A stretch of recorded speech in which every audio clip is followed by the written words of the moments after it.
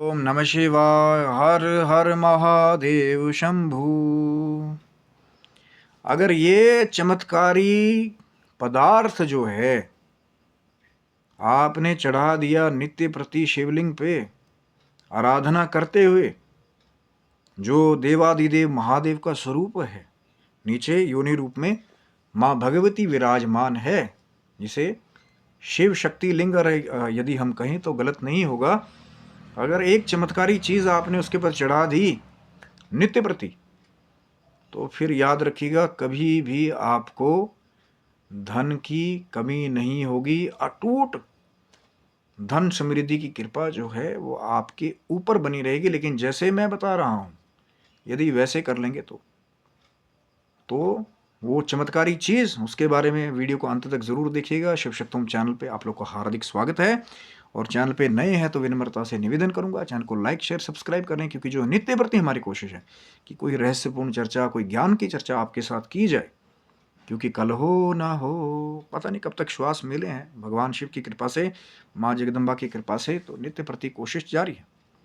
तो वो चमत्कारिक पदार्थ शायद आपने चढ़ाया भी होगा, लेकिन याद रखिएगा कि एक तो नित्य प्रति, जो नित्य प्रति शिवलिंग का अभिषेक करने वाले हैं, जो नित्य प्रति शिवलिंग के स्वरूप की पूजा करने वाले हैं, अब तो बहुत आसान हो गया। अब तो ऑनलाइन भी जो है, चाहे अंगूठे के बराबर नर्मदेश्वर जो है घर में भी स्थापित कर सकते हैं। जो कहते हैं कि हम रोज मंदिर नहीं जा सकते, या जो तपस्या करने वाले रोज की भैया पहले बाबा को जाके जल चढ़ाएंगे तब कुछ खाएंगे, उनके लिए तो फिर कहने ही क्या। क्योंकि जितना बड़ा शिवलिंग का स्वरूप होगा उतना ही बड़ा फल होगा। और अखंडित जो है और अटूट अगर आपने ये पदार्थ चढ़ा दिया, कि शिवलिंग के ऊपर कहते हैं संतों के द्वारा और वेदों की कृपा से प्राप्त होता है कि यदि चावल जो है, जो माँ लक्ष्मी का स्वरूप है, चावल को जो है माँ लक्ष्मी का स्वरूप माना जाता है और माँ अन्नपूर्णा की कृपा वाला भी माना जाता है।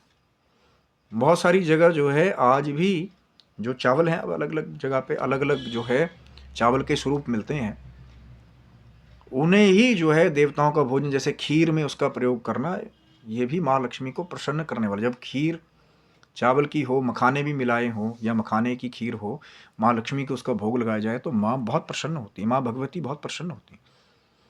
इसीलिए माँ को बहुत जगह जो है खीर के द्वारा, जब आप माँ भगवती का कोई विशेष हवन करें तो वहाँ कहा जाता है कि खीर के द्वारा हवन करना, क्योंकि वो जो चावल है वो माँ लक्ष्मी का स्वरूप है, माँ अन्नपूर्णा की कृपा का स्वरूप है। और बहुत जगह रोटी को, आज भी जो आटा है उसे मलेच्छों का भोजन जो है बहुत जगह कहा जाता है। इसको पढ़िएगा जाकर के शास्त्र में, आपको पता लगेगा। तो जो चावल है, यदि अखंडित चावल हो, अब वो टोटा टोटा चावल चल रहा है जी, बासमती हम बहुत जल्दी बन जाता है, ये वो साबुत चावल हो बड़े बड़े, जितना लंबा चावल साबुत होगा, अखंडित होगा। अब मैं दूसरी चीज़ की तरफ नहीं जाऊंगा कि भैया हमारे घर में तो है ही टोटा, नहीं कुछ होगा तो भैया क्या करोगे। लेकिन जब कर सकते हैं तो जो अटूट चावल हो, साबुत चावल हो, अब फिर उसको आप भाव के साथ जब भगवान शंकर के ऊपर अर्पित करते हैं, वो जो शिवलिंग का स्वरूप है, शिव और शक्ति का, क्योंकि नीचे माँ भी तो विराजमान है योनि में, तभी तो कहा कि वो शिव शक्ति लिंग भी अगर कहा जाए तो गलत नहीं होगा। तो जब भगवान शंकर की आराधना करते हुए आप उसको चढ़ाएं, और भगवान शंकर देवादिदेव महादेव आपकी नित्य प्रति आराधना से, क्योंकि नियम से बहुत प्रसन्न होते हैं बाबा। कई बार लोग कहते हैं कि भैया हमें क्यों नहीं मिलता, क्योंकि वहाँ नियम का अभाव होता है। तो जब आपका नियम हो कि भैया चाहे फिर आप घर में ही मंगा लो नर्मदेश्वर शिवलिंग, उसका चढ़ा हुआ सब खा सकते हैं नर्मदेश्वर शिवलिंग का, तो अंगूठे के बराबर शिवलिंग जो है वो आप घर में रख सकते हैं, ताकि अगर आपको लगे कि भैया मंदिर जाएंगे कोई हमें कुछ कह देगा, हम रोज नहीं जा सकते, तो घर में भी स्थापित कर सकते हैं, कोई दिक्कत नहीं है। और नर्मदेश्वर शिवलिंग का चढ़ा हुआ सब खा सकते हैं। कौन कह रहा है? शिव महापुराण, गीता पर एस गोरखपुर, मान्यता प्राप्त, खुद पढ़िए जा करके। अब वो कई बार महिलाएं आदि अधूरी बातें सुन लेती हैं, कथा में ध्यान कहीं और है, कहते हैं भैया चढ़ा हुआ जो खाता है वो कुत्ता बन जाता है, पता नहीं जो कथाओं में नहीं भी है वो भी पता नहीं अपनी तरफ से। जहाँ चंड का अधिकार है वहाँ का चढ़ा हुआ नहीं खाना चाहिए। लेकिन नर्मदेश्वर शिवलिंग एक ऐसा शिवलिंग है, या कुछ ऐसे और भी शिवलिंग है जो मेटल के या फिर जो कुछ खास पदार्थों से बने हो, उसका चढ़ावा खा सकते हैं। तो फिर जब भगवान शंकर पे नित्य प्रति आप साबुत अखंडित, अब वो टूटा टूटा चावल ये वो भैया अगर कर पाएँ बहुत अच्छी बात है, क्योंकि जितना आपका चावल अखंडित होगा उतना ही अखंड सुख, समृद्धि, शांति और लक्ष्मी का आशीर्वाद फिर भगवान शंकर और नीचे जो माँ भगवती का स्वरूप है योनि रूप में, वहाँ से फिर अखंडित जो है सुख समृद्धि का आशीर्वाद प्राप्त होता है। कब देंगे, कैसे देंगे, ये भैया ये देवादिदेव महादेव जानते हैं। ऑर्डर दानी है बाबा कि अगर देने पे आ जाए तो कई बार जो है लेंटर भी टूट जाए, तब भी महादेव जो है वो अपने भक्त को देने से कई बार नहीं चूकते। कई बार परीक्षाएं भी होती हैं, जिन्हें बड़ा फल मिलना हो तो कई बार उनकी परीक्षा की अवधि लंबी होती है, सालों की परीक्षा भी कई बार। अगर महादेव वैसे तो परीक्षा कम लेते हैं, अगर लेने पे आ जाएं तो कई बार अवधि लंबी हो जाती है और कई बार कठिन परीक्षा भी ले लेते हैं, लेकिन फल उतना ही बड़ा, फल उतना ही अखंडित, सिद्धि उतनी ही बड़ी कई बार बाबा जो है कोई खाली नहीं जाता। महादेव ने स्वयं कहा है, यदि मेरे द्वार से खाली चला गया तो संसार में और कौन है दूसरा तुझे देने वाला। और एक एक पदार्थ जो शास्त्रों में वर्णन है, चाहे 16 उपचार, 16 अलग अलग चीज़ें, पंचोपचार, जो भी आप एक एक पदार्थ चढ़ाते हैं कि पंडित जी ने कहा है जी ये भी चढ़ाओ, ये भी चढ़ाओ, वो भी चढ़ाओ, तो सबका अलग अलग महत्व है, सबकी अलग अलग पदार्थों की अलग अलग महिमा है। जैसी कि चावल की महिमा है, चावल चढ़ाने के लिए कहते हैं कई जगह तो एक उसको ऐसा भी कहा गया है, अगर आप पद्धति में पढ़ें कि कई जगह तो ये बताया कि वस्त्र रख करके उसके ऊपर फिर चावल को रखा जाए शिवलिंग पे। अब अपनी अलग अलग जो है, सबकी अलग अलग सोच है, अलग अलग पद्धति है। हरि अनंत, हरि कथा अनंता। कहीं सूत जी ने लघु पद्धति के बारे में वर्णन भी किया श्री शिव महापुराण में, कहीं लंबी पद्धति के बारे में भी वर्णन किया, कहीं लंबे आवरण के बारे में नंदिकेश्वर ने अलग पूजा की पद्धति के बारे में कहा है, कहीं शायद लिंग पुराण में अलग पद्धति का वर्णन है। पद्धति कोई भी गलत नहीं होती, आप क्या भाव के साथ जो है शिवलिंग पे अर्पित कर देंगे, क्योंकि शिव जी का जो ये नाम है शिव शब्द, इसका मतलब ही है कल्याण करने वाला। येन केन कैसे भी करके जब आप पदार्थ अर्पित करते हैं, अब मैं उसमें ज़्यादा नहीं जाऊंगा भैया कि पहले यहाँ जाओ, यहाँ देखो, यहाँ पे क्या है, वहाँ चढ़ो। सब कुछ बनाने वाले ने तो इतना सुंदर प्रारूप बनाया कि एक ही जगह सेंटर पे जब आप चढ़ा देंगे तो अपने आप ही सब जगह पहुँच जाता है एक बार में। लेकिन हम क्या करें, वहाँ ये वहाँ से चढ़ा, यहाँ से भ्रम नहीं पैदा करना।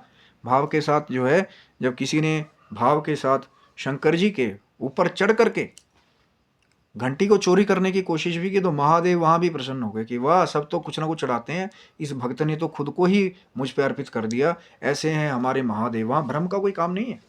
तो येन केन, शिव का मतलब है कल्याण करने वाला। जब आप भाव के साथ अगर मिल जाए बहुत अच्छी बात है। अखंडित चावल साबुत जो है बिल्कुल बढ़िया, एकदम टिच, जैसा आप देते हैं वैसे प्रकृति आपको वापस करती है। अब वो नहीं करना कि भैया अपने खाने के लिए बढ़िया बासमती है और मंदिर में जाके चढ़ाने हैं, तो भैया वो जो कई सदियों का छुपा करके रखा हुआ है वो जाके चढ़ा देंगे, वो भी प्रभु स्वीकार कर लेते हैं। सुदामे जी के द्वारा भेंट अर्पित की गई श्री कृष्ण जी को, ठाकुर जी को, बड़े चाव से उन्होंने उसको स्वीकार किया। लेकिन यहाँ भी भाव के द्वारा जब आप शिवलिंग के स्वरूप, जो भगवान शिव जी का, माँ भगवती का स्वरूप है, जो इस प्रकृति की प्रक्रिया का प्रतीक है, तो जब वहाँ आप भाव के द्वारा आराधना कर रहे हैं महादेव की, लेकिन नित्य प्रति मैंने पहले कहा। और फिर कोई आ जाओगे, भैया मैंने तो जी 20 दिन पहले चढ़ाए थे, मुझे तो आज जी थोड़े दिन मिला, एक दिन मिला, 2 दिन मिला नहीं। नित्य प्रति क्या गया, उसको भी अंडरलाइन कर लेना साथ में। नित्य प्रति जो महादेव की आराधना करने वाले हैं, और नित्य प्रति। लेकिन इसके साथ एक चीज़ और है, इसको याद रखिए, एकादशी के दिन चावल जो है वो अर्पित ना करें वहाँ पे। उसकी जगह जो है आप सफ़ेद तिल का प्रयोग कर सकते हैं। क्योंकि भैया आप कोई आए दूसरा कहे कि नहीं हम तो चढ़ाएंगे, हमारे गुरु ने कहा है, तो भैया जिसके जैसा ही, जिसके संप्रदाय के हिसाब से उनको गुरु दीक्षा मिली है वो करें। लेकिन अगर हम लोग ये भाव रखते हैं कि एकादशी के दिन चावल का प्रयोग नहीं करेंगे तो शिवलिंग पे भी चावल को अर्पित नहीं करेंगे, ये याद रखिए। नहीं तो नित्य प्रति सिर्फ एकादशी का पर्व छोड़ करके कभी भी चावल जो है आप अर्पित कीजिए शिवलिंग पे, भाव के साथ, अखंडित, साबुत, बढ़िया, एकदम टच, भाव के साथ कि महादेव मेरे घर में कभी जो है वो लक्ष्मी की कमी ना हो। जो अक्षत मैंने आपके ऊपर अर्पित किए हैं, इनका भंडार सदैव मेरे घर में भरा रहे। मेरे घर में कोई संत भी आए, कोई महात्मा आए, कोई गरीब आए, कोई भूखा आए, तो मैं भी भूखा ना रहूं, मेरा साधु भी भूखा जाए, हे शिव जी इतना दीजिए, ऐसा प्रार्थना कीजिए, हे माँ भगवती इतना दीजिए, प्रार्थना करके फिर अर्पित कीजिए, मस्तक नवाइए।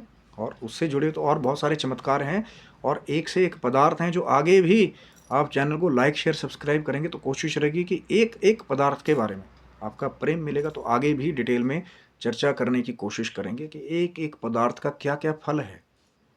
लेकिन चलेंगे धीरे धीरे ताकि सब कुछ आपको याद रहे और एक एक चीज़ का फल जो है आपको यथाशक्ति देवादिदेव महादेव और माँ भगवती जो है प्रदान करेंगे। भैया देने वाले वो हैं, ऑर्डरदानी महादेव हैं, माँ भगवती हैं।